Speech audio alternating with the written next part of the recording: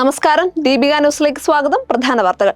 CPM-നെ ഞെട്ടിച്ച് G Sudhakaran. CPM അംഗത്വം പുതുക്കാൻ തയ്യാറാകാത്തതിന് പിന്നാലെ പാർട്ടി വിട്ടതായി മുതിർന്ന നേതാവ് ജി സുധാകരൻ പ്രഖ്യാപിച്ചു. നിയമസഭാ തെരഞ്ഞെടുപ്പിൽ അമ്പലപ്പുഴയിൽ സ്വതന്ത്രനായി മത്സരിക്കുമെന്നും പറഞ്ഞു. താൻ പാർട്ടി അംഗത്വം ഒഴിഞ്ഞു, പാർട്ടി വിട്ടു. പാർട്ടിക്കുള്ളിൽ നിന്ന് പാർട്ടിയെ ചതിക്കുകയല്ല, പാർട്ടിയിൽ നിന്ന് മാറിക്കൊടുത്തു. താൻ കാരണം പാർട്ടിക്ക് ഇനിയൊരു തലവേദന ഇല്ലെന്നും സുധാകരൻ കൂട്ടിച്ചേർത്തു. ആരുടെയും പിന്തുണ വേണ്ട, പിന്തുണയുമായി ആരും വന്നിട്ടില്ല. പിന്തുണ സ്വീകരിക്കുമോ എന്ന് ഇപ്പോൾ പറയാനാകില്ല. അത് പിന്തുണയുടെ സ്വഭാവം പോലെയാകുമെന്നും അദ്ദേഹം വ്യക്തമാക്കി. ഒരു രാഷ്ട്രീയ പാർട്ടിയിലേക്കും ഇല്ല എന്ന നിലപാട് വ്യക്തമാക്കിയ ജി സുധാകരൻ UDF സ്ഥാനാർത്ഥിയായി മത്സരിക്കുമെന്ന് ആരോടും പറഞ്ഞിട്ടില്ലെന്നും ഒരു പ്രതിപക്ഷ പാർട്ടിയുമായും സംസാരിച്ചിട്ടില്ലെന്നും മാധ്യമങ്ങളോട് പറഞ്ഞു. MA ബേബി ബുധനാഴ്ച വീട്ടിലെത്തി കണ്ടിരുന്നു. പാർട്ടിയിൽ ചേർന്നത് ആരും നിർബന്ധിച്ചിട്ടല്ല, പാർട്ടിക്ക് വേണ്ടി ജീവിച്ച ആളാണ്. പാർട്ടിയെ ആക്ഷേപിക്കാനില്ല, വിവാദങ്ങളെപ്പറ്റിയൊന്നും ഇനി പറയാൻ ആഗ്രഹിക്കുന്നില്ലെന്നും സുധാകരൻ കൂട്ടിച്ചേർത്തു. തന്നെ വ്യക്തിപരമായി ആക്രമിച്ചാൽ ശക്തമായി തിരിച്ചടിക്കും. റോസാപ്പൂ വിരിച്ച പാതയിലൂടെ വന്നതല്ല താൻ. അടിയന്തരാവസ്ഥ കാലത്ത് ക്രൂരമർദ്ദനമേറ്റു. കമ്മ്യൂണിസ്റ്റ് പ്രത്യയശാസ്ത്രത്തിൽ അടിയുറച്ച് വിശ്വസിക്കുന്നു. വർഗീയതയുമായി യോജിപ്പില്ല. അഴിമതിക്കെതിരെ പോരാട്ടം തുടരുമെന്നും അദ്ദേഹം കൂട്ടിച്ചേർത്തു. അതേസമയം മുതിർന്ന നേതാവായ ജി സുധാകരന്റെ പ്രഖ്യാപനം പാർട്ടി കേന്ദ്രങ്ങളെ ഞെട്ടിച്ചു.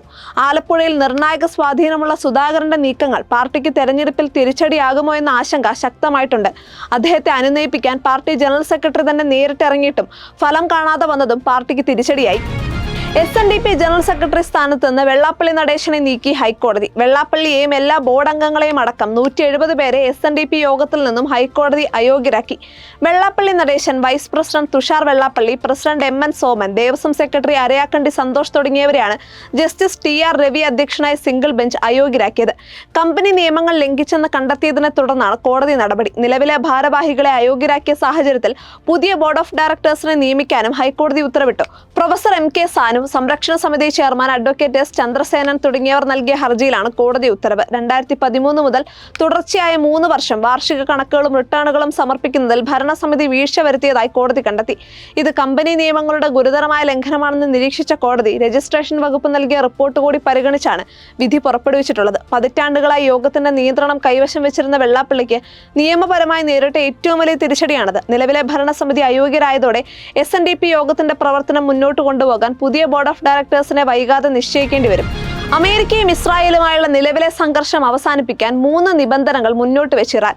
റഷ്യ, പാകിസ്ഥാൻ എന്നീ രാജ്യങ്ങളിലെ നേതാക്കളുമായി നടത്തിയ ചർച്ചയ്ക്ക് പിന്നാലെ ഇറാൻ പ്രസിഡന്റ് മസൂദ് പെസഷ്കിയാനാണ് ഈ നിബന്ധനകൾ പുറത്തുവിട്ടത്. ഇറാന്റെ പരമാധികാരവും നിയമാനുസൃതമായ അവകാശങ്ങളും അന്താരാഷ്ട്ര തലത്തിൽ പൂർണ്ണമായും അംഗീകരിക്കുക.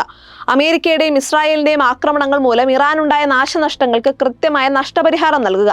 ഭാവിയിൽ ഇറാന് നേരെ വീണ്ടും സൈനിക ആക്രമണങ്ങൾ ഉണ്ടാകില്ലെന്നതിന് അന്താരാഷ്ട്ര ഉറപ്പ് നൽകുക എന്നിങ്ങനെയാണ് ഇറാൻ മുന്നോട്ട് വെച്ച 3 ആവശ്യങ്ങൾ. 13ാം ദിവസത്തിലേക്ക് കടന്ന യുദ്ധത്തിൽ സമാധാനം പുനഃസ്ഥാപിക്കാൻ തങ്ങൾ പ്രതിജ്ഞാബദ്ധരാണെന്നും എന്നാൽ മേൽപ്പറഞ്ഞ കാര്യങ്ങളിൽ ഉറപ്പ് ലഭിക്കാതെ വെടിനിർത്തലിന് തയ്യാറല്ല എന്നുമാണ് ഇറാന്റെ നിലപാട്.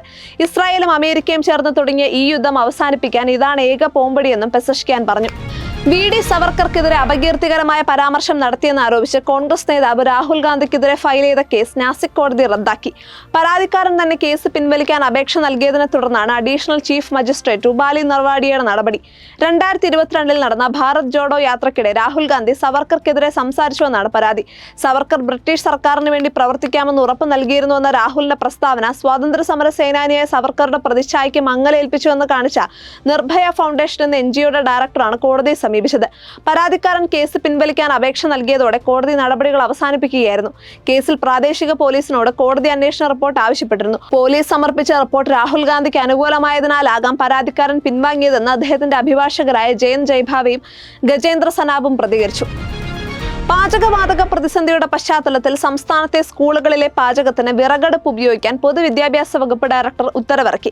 ഇതിനാവശ്യമായ പണം സർക്കാർ നൽകും. ഓരോ സ്കൂളിലും ആവശ്യമായ ഗ്യാസ് സിലിണ്ടറുകളുടെ എണ്ണവും വിറകിന്റെ അളവും തയ്യാറാക്കി റിപ്പോർട്ട് നൽകാനും നിർദ്ദേശം നൽകിയിട്ടുണ്ട്. പശ്ചിമേഷ്യൻ യുദ്ധത്തെ തുടർന്ന് രാജ്യവ്യാപകമായി പാചകവാതക പ്രതിസന്ധി രൂക്ഷമാണ്. ഈ സാഹചര്യത്തിൽ സംസ്ഥാനത്തെ ഗാർഹിക ഉപഭോക്താക്കളെയും ഹോട്ടലുകളെയും പാചകവാതക പ്രതിസന്ധി ബാധിച്ചിട്ടുണ്ട്.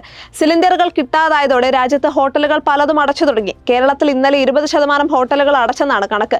ഇന്നും കൂടുതൽ ഹോട്ടലുകൾ അടച്ചു. വീട്ടാവശ്യത്തിനുള്ള സിലിണ്ടർ മുടങ്ങില്ലെന്ന് ആവർത്തിക്കുന്ന കേന്ദ്ര സർക്കാർ വാണിജ്യ LPGയുടെ കാര്യത്തിൽ ഉറപ്പുകളൊന്നും നൽകുന്നില്ല.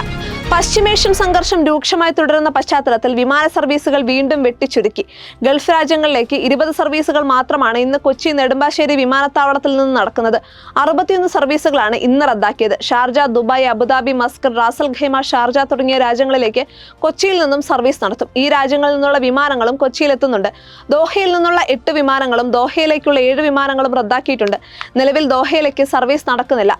കുവൈറ്റിൽ നിന്നുള്ള 4 വിമാനങ്ങൾ റദ്ദാക്കിയെങ്കിലും കൊച്ചിയിൽ നിന്ന് കുവൈറ്റിലേക്ക് ഒരു വിമാനം യാത്ര തിരിച്ചിട്ടുണ്ട്. അന്തർവാഹിനി ഡ്രോൺ ഉപയോഗിച്ച് നടത്തിയ ആക്രമണത്തിലൂടെ അമേരിക്കൻ കപ്പലടക്കം 2 കപ്പലുകൾ ഇറാൻ തകർത്തെന്ന് റിപ്പോർട്ട്. ആക്രമണത്തിൽ ഒരാൾ കൊല്ലപ്പെട്ടതായും നിരവധി പേരെ കാണാതായെന്നും അന്തർദേശീയ മാധ്യമങ്ങൾ റിപ്പോർട്ട് ചെയ്തു. ഇക്കാര്യത്തിൽ സ്ഥിരീകരണമില്ല. മരിച്ചയാളുടെ പേരും ലഭ്യമായിട്ടില്ല. ഹോർമൂസ് കടലിടുക്കിലൂടെയുള്ള അന്താരാഷ്ട്ര ചരക്ക് നീക്കം തടയുന്നതിന്റെ ഭാഗമായാണ് ഇറാൻ ആക്രമണം നടത്തിയത്. പശ്ചിമേഷ്യൻ യുദ്ധം തുടങ്ങിയതിന് പിന്നാലെ ഹോർമൂസ് കടലിടുക്ക് വഴി മുന്നോട്ട് പോയ നിരവധി കപ്പലുകൾക്ക് നേരെ ഇറാൻ മിസൈലുകളും ഡ്രോണുകളും ഉപയോഗിച്ച് ആക്രമണം നടത്തിയിരുന്നു. തായ്ലൻഡ്, ജപ്പാൻ, അമേരിക്ക തുടങ്ങി വിവിധ രാജ്യങ്ങളിൽ നിന്ന് എണ്ണയടക്കം വിവിധ ഉൽപ്പന്നങ്ങളുമായി ലോകത്തിന്റെ പല ഭാഗത്തേക്കുമായി പോയ കപ്പലുകൾ ഇതിനോടകം ആക്രമിക്കപ്പെട്ടിട്ടുണ്ട്. ഇന്ത്യൻ കപ്പലുകൾക്ക് ഹോർമൂസ് കടലിടുക്കിലൂടെ കടന്നുപോകാൻ അനുമതി നൽകി ഇറാൻ. നയതന്ത്ര തലത്തിൽ ഇന്ത്യ നടത്തിയ ശക്തമായ ഇടപെടലുകൾക്ക് പിന്നാലെയാണ് നിയന്ത്രണത്തിൽ ഇളവ് നൽകാൻ ഇറാൻ തയ്യാറായത്. പരിമൾ, പുഷ്പ എന്നീ 2 ഇന്ത്യൻ കപ്പലുകൾക്കാണ് അനുമതി നൽകിയിരിക്കുന്നത്. USA, യൂറോപ്പ്, ഇസ്രായേൽ എന്നീ രാജ്യങ്ങളുടെ കപ്പലുകൾക്ക് വിലക്ക് തുടരുമ്പോഴാണ് ഇന്ത്യൻ കപ്പലുകൾക്ക് പ്രത്യേക അനുമതി. ഇന്ത്യൻ വിദേശകാര്യമന്ത്രി S ജയശങ്കർ ഇറാൻ വിദേശകാര്യമന്ത്രിയുമായി നടത്തിയ ടെലിഫോൺ ചർച്ചകൾക്കൊടുവിലാണ് തീരുമാനം. ഇറാൻ നാവിക കപ്പലിന് കൊച്ചിയിൽ ഇന്ത്യ സുരക്ഷയൊരുക്കിയതും ഇരു രാജ്യങ്ങളും തമ്മിലുള്ള നയതന്ത്ര ബന്ധത്തിന്റെ ഫലമായാണ് ഇന്ത്യയുടെ ഇത്തരമൊരു സമീപനം സ്വീകരിക്കാൻ ഇറാൻ തയ്യാറായതെന്നാണ് വിലയിരുത്തൽ. എറണാകുളം ചെല്ലാനത്ത് പുലർച്ചെ ഉണ്ടായ ചുഴലിക്കാറ്റിൽ 5 വീടുകൾ തകർന്നു. ചെല്ലാനം കണ്ടക്കടവ് കാർത്യായനി അമ്പലത്തിന്റെ പരിസരത്ത് പുലർച്ചെ 1:15 ശക്തമായ കാറ്റ് വീശിയത്. 5 മിനിറ്റ് കാറ്റ് വീശിയടിച്ചു. നിരവധി വീടുകൾക്ക് കേടുപാടുകൾ സംഭവിച്ചു. ആർക്കും പരിക്കില്ല. നാശനഷ്ടം സംഭവിച്ച വീടുകളിലുള്ളവരെ മാറ്റി താമസിപ്പിച്ചു. സ്ഥിരമായി കടൽക്ഷോഭം ഉണ്ടാകുന്ന മേഖലയാണ് ചെല്ലാനം. ഇതോടുകൂടി പ്രധാന വാർത്തകൾ അവസാനിച്ചു. സത്യസന്ധമായ വാർത്തകൾ അറിയാൻ ദീപിക ന്യൂസ് ഫോളോ ചെയ്യൂ.